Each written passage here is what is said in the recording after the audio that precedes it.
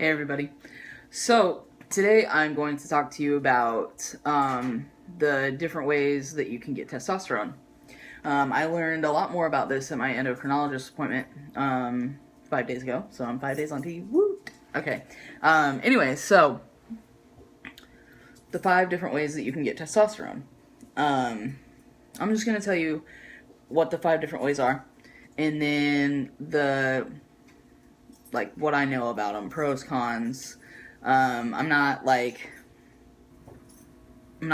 trying to persuade you to do any one way of testosterone. Just trying to inform you on what I know. Okay, so the 5 ways are the injections, which I think through YouTube anyway, like that's what most people do or most available to them. That's what I see videos being made about most, I guess. So the injections. Then there is the cream, the gel, whatever, that you rub on your body, usually once a day. Then the third way is the patch. Sorry, all of a sudden I can't talk. I don't know. So the patch, and you administer that once a day as well. And then there is a pill, and then which you take orally. I don't know how many times, I didn't ask.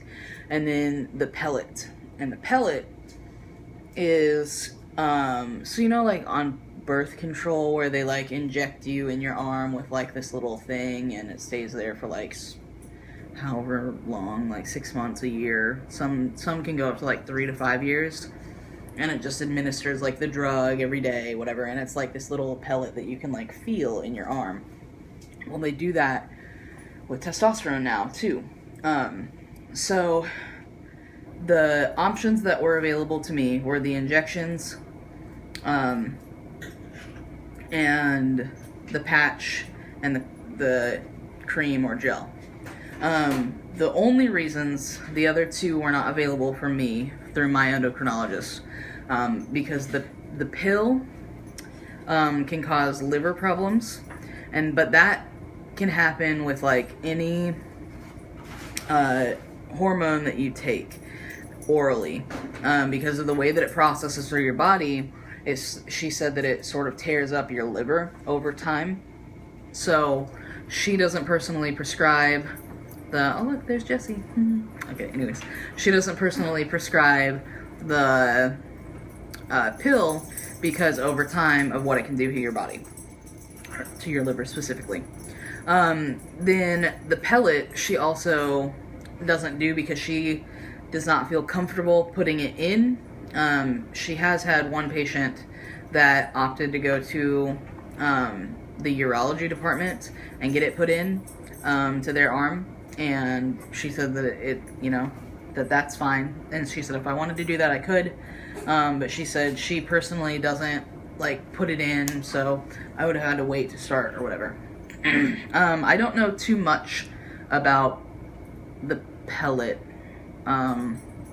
I just recently found out that it was an option a couple of weeks ago.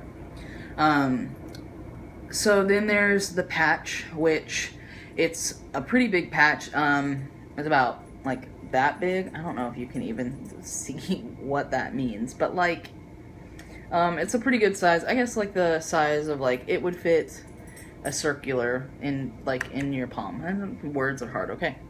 Anyways, and you put that on, usually on your lower back, on your stomach, once a day.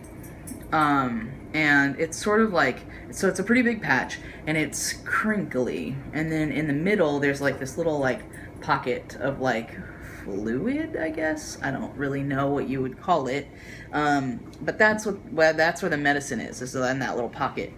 And mostly my main objection to it, for the reason I didn't want it for me, was because it was crinkly, and it every single day there would be crinkly things happening on my back, and that would annoy me. Oh, do you want to be in the video? Okay, you could be in the video. Oh, look look, it's Dolce. Yes, say hello. Oh, you don't want to talk? Okay, we're just doing kisses. Anyways, okay, so that's the patch. The gel, you administer every day, to your chest, to your shoulders. I know guys that put it on their stomach, some that put it on their back, some even put it on their underarms so that it won't like affect things that they touch. Your ear, sweetheart. But for some people the gel doesn't work very well. For others it works completely fine. Also, she said that sometimes the gel can be really, really expensive, and it just depends on like what your pharmacy carries and how much your insurance kicks in. And she said some of the gels can run up to $800 a month, so that was way out of my price range.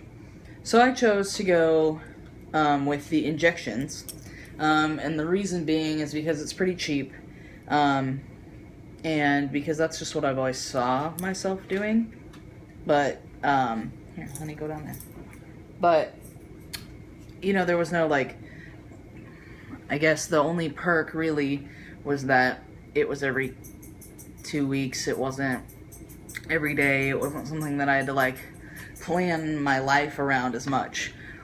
And so I guess that's what appealed to me. But anyways, those are the 5 ways that you can get testosterone that I know of in the United States. And yeah, if you guys have any questions, I will do my best to answer them. And if I don't know, I see my endocrinologist in a couple of months, so I'll be sure to like ask her what she knows about them, and then be sure to get back to you guys. All right, thanks. See you later.